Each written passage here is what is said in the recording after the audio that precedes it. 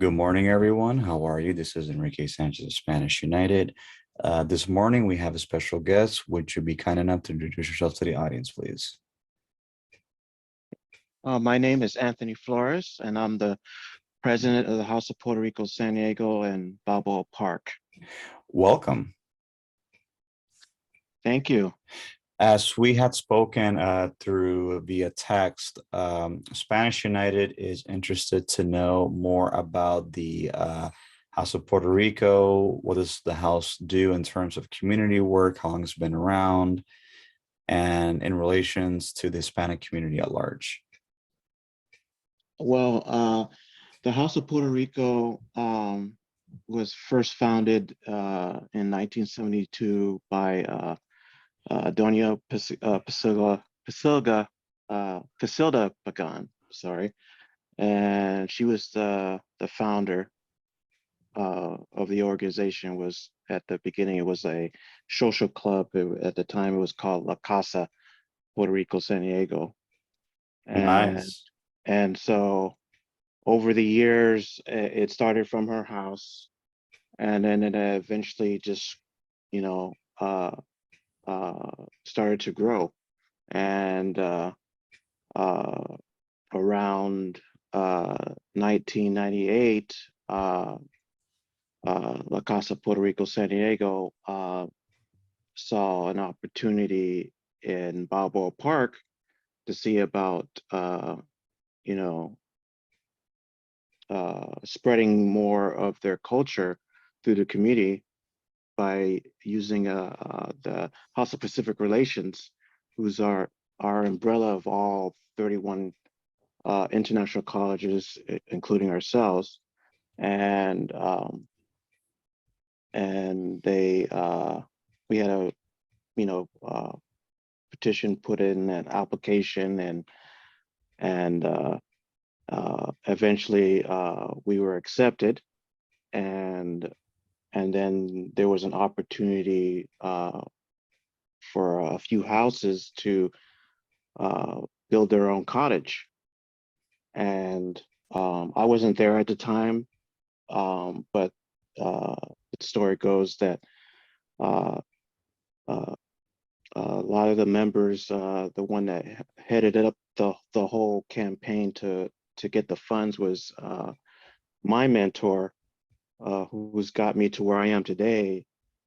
His name is Ralph Costas, and he's been past president, and he's been pretty much the face of the organization um, since starting this, trying to build this cottage. And they went door to door, asking for donations, and lo and behold, they got enough funds, which cost like, I think the cottage at the time, I think it was like 210,000. And uh, so they got the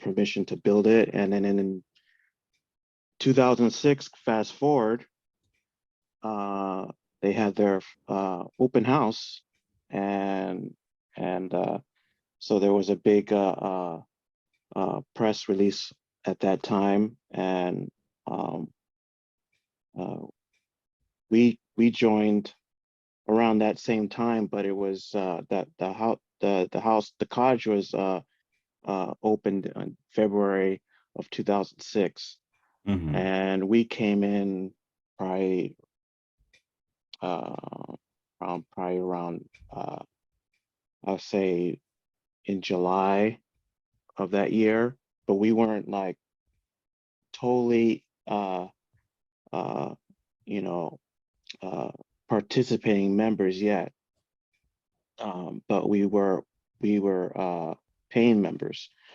Um, but as the years went on, the House of Puerto Rico is known for uh, its vibrant culture of uh, uh, of history of the island of Puerto Rico, um, uh, their music, their influences is from Spain and Africa. Um, we do and the foods that we have and dance. Uh, if you know anything about Puerto Ricans, we love to party. That's very true. I'm Puerto Rican myself. Oh, the good, good. Yeah, so we have a lot of events and we love to have fun when we have our events and we show it every time. Um, and so we at the beginning of the year we'll have um, our our our Three Kings, which is in January, Mhm. and then in February we have our anniversary of the cottage. Right now it's 17 years old since 2006. We just had that, and then in March we have our Latino film festivals that we have every year, and we feature a film uh, from Puerto Rico, and uh, we have a liaison person that his name is Jaime Chavez, and he heads up all that, and we gotta we go into we purchase the tickets and then we sell them to our members and anyone that wants to see the film. And then as we go into the year, we just in April we have for the as we go outside of the House of Puerto Rico for the past 2 years now, we've donated to we've had a diaper drive for the past 2 years that uh, we collaborate with Father Joe's Village, and the person that we work with is Deacon Jim Vargas. And last we were able to donate 6,000 diapers to the Father Joe's Village for the women that have baby, and this year we just shattered that record by 18,000 diapers that we were able to donate. Collaborate with our Queens program and also the international Queens that are also we collaborate with them to help us with that effort, and we were able to uh, 18,000 diapers. And so it made Deacon Jim happy, and so very happy for our girls that head up that event and or were the leads in that endeavor. And so we were very proud of that. And uh, last year we had our 50th anniversary, which was a and we showcased 50 years of the organization's existence. And Wow, we've that's impressive. yeah, and that uh, was a pretty big year for us. And 10 years prior, I was president then, and we did our 40th anniversary. And so we had to figure out how we can outdo what we did 10 years Mhm. ago. And so that was, and we were able to pull that off with all the members and our executive board. And we had a really solid, good year. And we could have done it without our members and the support from the community to help us pull this off. And so we had a, a, a good, exciting uh, event on that for the whole year because we did a whole campaign for the whole year. Nice. Uh, One of the things that we do in Spanish United is that we are civil rights organization for Hispanic people. We primarily advocate for Hispanic rights. Spanish United was founded in 2020 here in the Los Angeles area.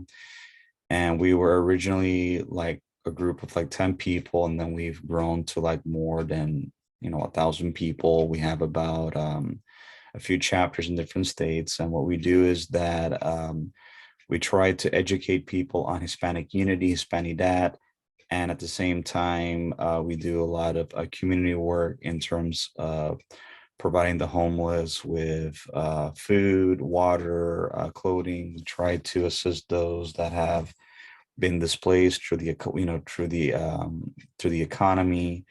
And I've also contacted different Hispanic organizations and different Hispanic people, because I feel that with unity there is strength.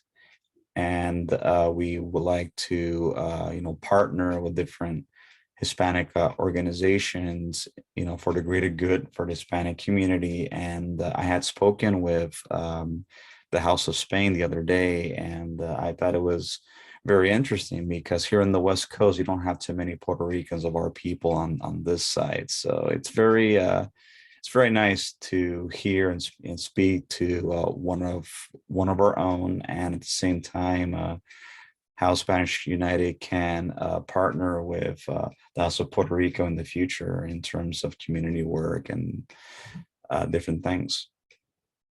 Oh, wow.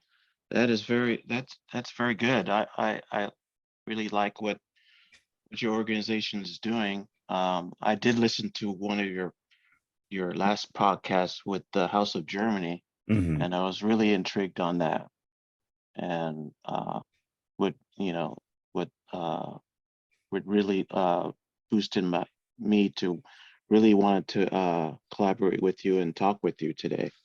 Yes, and we also meet with different groups of people, outside the Hispanic community, to create an awareness of education of the struggle of Hispanic people in the United States. At the same time, we try to provide workshops to a lot of the people, especially the youth, to educate them on giving back to the community. Giving back doesn't necessarily mean giving money, but it also means like donating your time, volunteering, and being for those that that are vulnerable, and also to present an image to outsiders that Hispanics are also generous, because the stereotype that we have of by a lot of peoples that we take instead of give. So I'm trying to dispel that.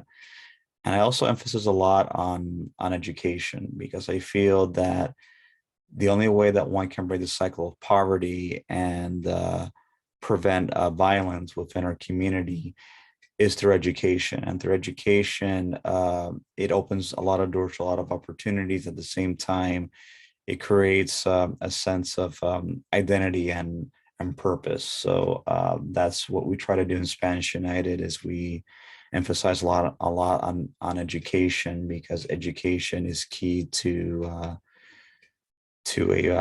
a better life. So a lot of my podcasts that I do as well, aside from Spanish United, I also talk about social issues in relation to health, in relation to poverty, and at the same time, how we can improve the plight of the Hispanic community at large, through social reforms. Oh, wow, that's awesome. That is really awesome. And it's not easy, Yeah, when you are a small grassroots organization, and then you have people that don't want to take you seriously. Like right now, we're in the process of trying to come up with the funds to set up a small community center somewhere. mm, And it hasn't been easy, but we're trying to knock on doors and trying to meet with different people. Like, for example, like I've met with different mayors from different cities and different states, and to try to pitch the idea of Spanish United. Like, one of our mottos that we have is culture over color. And I chose Spanish United because Spanish is the universal language of the Hispanic people. It doesn't pertain to a particular country or group. And I chose United because I feel that as a united front, Hispanic people, if they unite as a collective, they can hold a lot of power and influence and be a positive change for the greater good. So that's where Spanish United gets its name, gets its motto, and we try to do what we can to try to make a difference in the Hispanic community, especially now that with the plight of what's going on politically and socially in our country. There needs to be like a beacon of hope for the Hispanic community, especially when Hispanics are being forced to either assimilate into a Euro-American identity or to a African American identity. Like, I want to show Hispanics that you could be Hispanic, that you don't have to like hide your identity, hide who you are, like embrace it, be proud of who you are. And that's one of the things that we do is emphasize on Hispanic pride, but the right way. Yes. And when I first came to the organization for the House of Puerto Rico, I was one of those. My wife, she's not Puerto Rican, and she was trying to do a paper for her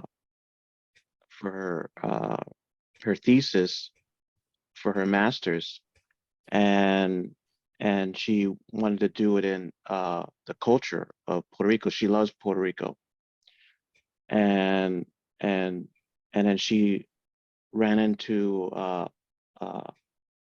there was a post online about the Dia San Juan picnic, and she wanted to see if she can, talk to them about it so she can have some notes.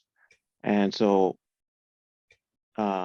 we went down there and we figured that we will be there just for a few minutes while she gets what she needed, and then we would go out and do the other errands that we needed to do. And uh, she went out, and then we waited in the car, and with our kids, and she says, she introduced herself, and they asked her, "Are you Puerto Rican?" She says, "No, but my husband is." I says, "Where's your husband?" He says, "Oh, he's in the car." And they said, so they saw me and they wanted me to wave, and I was like, saying, "No, no, it's okay, no, no." But they, wanted me to come, and then when I came out of the car, uh, the rest was history. you know, I didn't see myself, you know, wanting to do something for the community, um, you know, where I have to give upon myself, for free. And I, you know, uh, didn't, uh, you know, I didn't really think about it as much as I should have. My parents, uh, they had trouble trying to speak Spanish when they were growing up, and they didn't teach my brother and I any Spanish. And uh, but uh, from that point, uh, as we, got our kids and ourselves into that organization, I started to have a better appreciation for my culture, and was able to, you know, have that pride, that uh, that my parents kind of suppressed a little bit. I mean, they were prideful over their culture, but they weren't out, you know, because of what they were going through.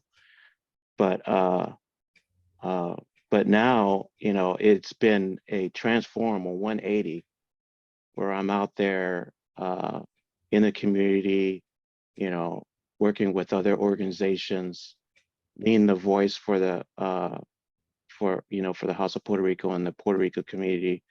And it's been really a blessing for me and my family, growth wise. And now, and my fifth year as president, 7 years total. Uh, I've uh, become a better person, Mhm. and more of a an activist in my culture. Nice. I had the pleasure of studying in Puerto Rico, living in Puerto Rico many years ago. I'm the most Americanized of all of my brothers, um, but I was able to learn Spanish when I was 10, and plus I did my first 2 years of university at the University of Mayagüez in Puerto Rico, and I lived there for a few years, and I'm very familiar with the culture. And even though my mom wanted me to speak English because she felt that being assimilated, would be beneficial to me in terms of being accepted and not having an accent, but she always wanted me to identify as being Puerto Rican. And I'm very grateful that I was able to keep the Spanish language, because I know that for a lot of Puerto Ricans, especially the stateside ones, unfortunately, many of them don't speak Spanish, and a lot of them, they tend to have an identity crisis. So that's good that you've been able to reintegrate yourself within the culture, within the community, and also your kids, because I think it's vital to have our youth know who they are. Because, like I mentioned before, Hispanics are the only ethnicity in the United States where they are pressured into, like I said, adopting the dominant culture depending on what they look like. Like if they look more Caucasian, they want them to be more Caucasian in identity, or they're more African in identity. They want to identify as like African identity, and I feel that it's not productive. It's counterproductive. Like racially, we can't change who we are, but if we are of Spanish speaking background, regardless if we speak it or not, I think we should not be ashamed or shamed for identifying as Hispanic. I think we should embrace it. And like I was speaking with Jesus from the House of Spain the other day, Mm. the Hispanic community as a whole is the only culture that I know of which is inclusive of everybody. Like Hispanic is not a race. Like I tell people, it's an ethnicity.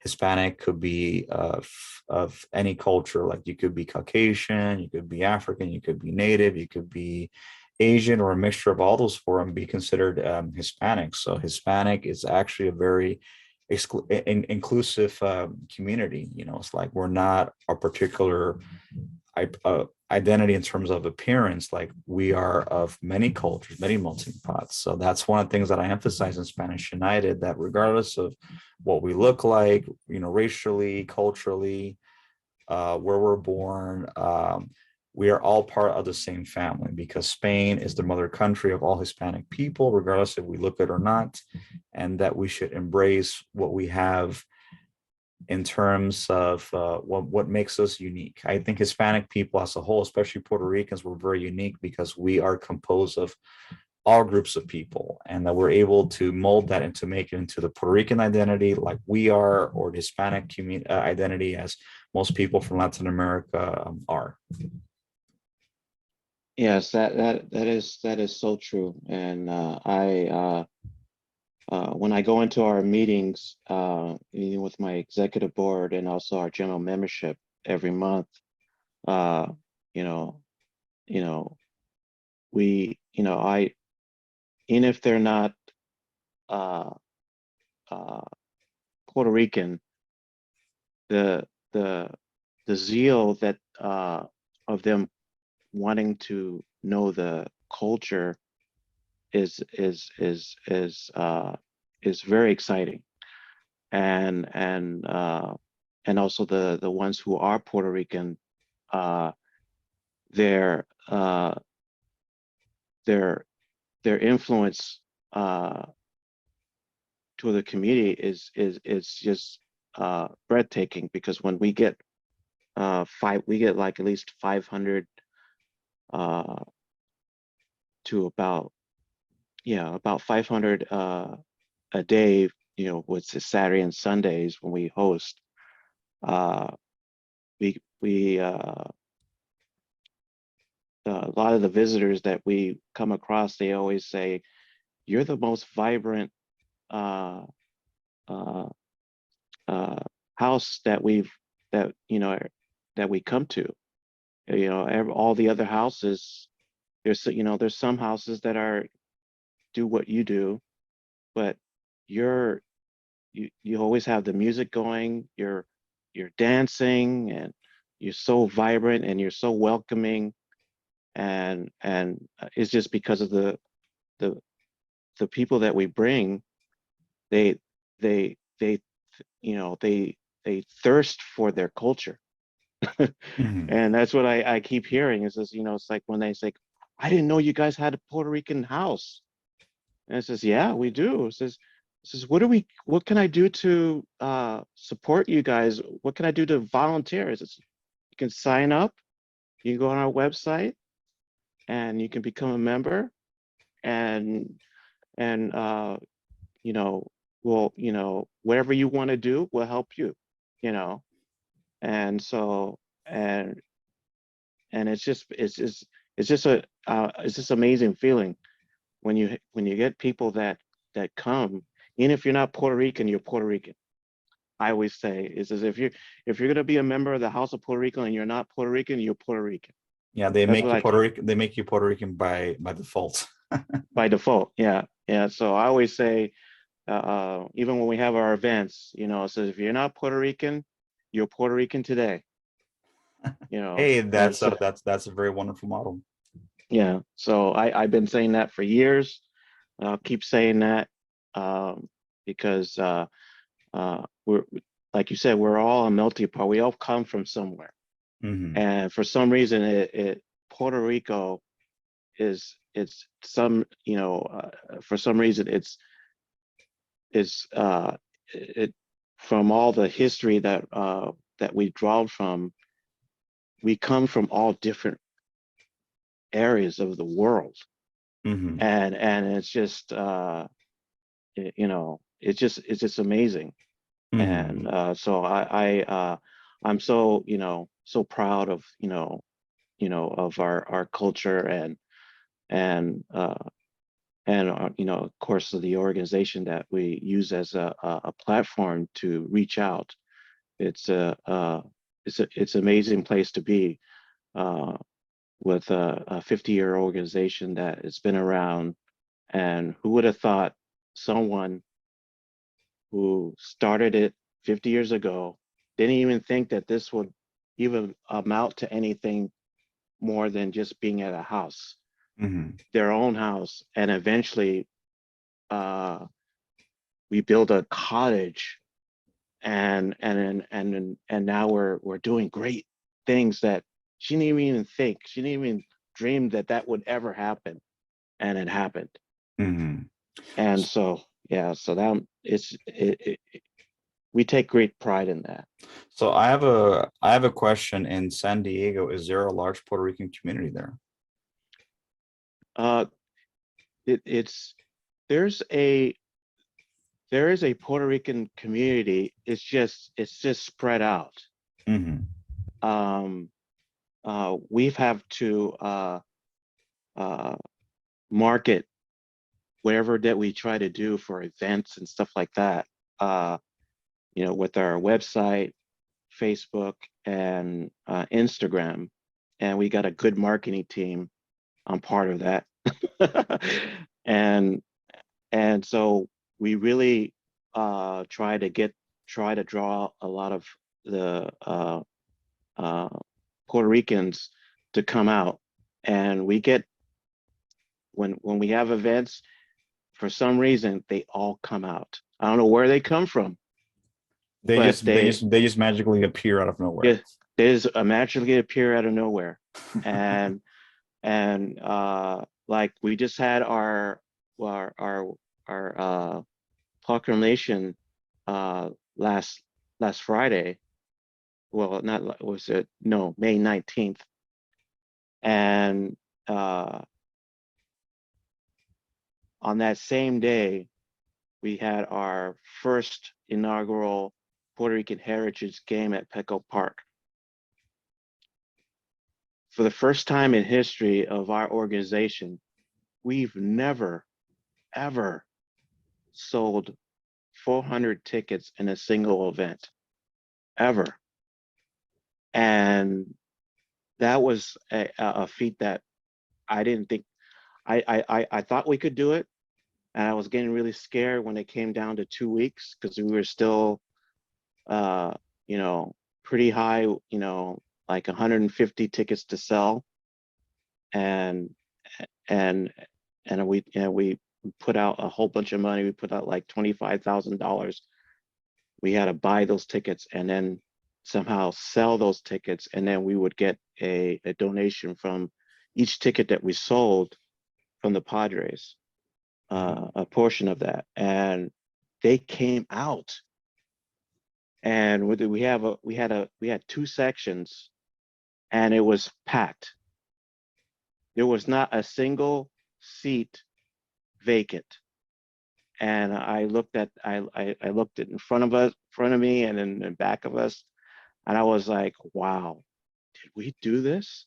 And that was just amazing that they come out, and they'll come from, we had people come from Arizona, people from LA, I mean, everywhere, because we just went and just marketed it so hard, and they just come out of, and then some of them that are in, you know, in the San Diego area become members. And so, and then some of them that are just want to support, they become members, and they can participate in our meetings via Zoom while we're at the cottage. And so it's yeah, it's just amazing how the Puerto Ricans, when they see something that's good, they're going to come out. Absolutely. That's part of our fighting spirit. Yeah. Yeah. Well, So, anyway, we've come to the end of our time, but I wanted to congratulate you and thank you for being on the show. It was an honor to have you here. And for your listeners, now so Puerto Rico, anyone that wants to reach out to us, we are on social media. We are on Spanish United Facebook. We are on Spanish United Instagram, Twitter, and YouTube. And we take donations. If anyone wants to donate, it's not mandatory, but anything is appreciated. And as soon as I finish, I will email you and text you the link, and you could share it with everyone in the House of Puerto Rico. And again, thank you so much for being on the show, Anthony. It was a pleasure talking with you. well, thank you for having me, Enrique. I'm just humbled and thankful that you reached out to us. Thank you so much. It's my pleasure, and hopefully we can work together in the future. Oh, yes, most definitely. Have yourself a wonderful day. Thank you. Bye. Bye-bye.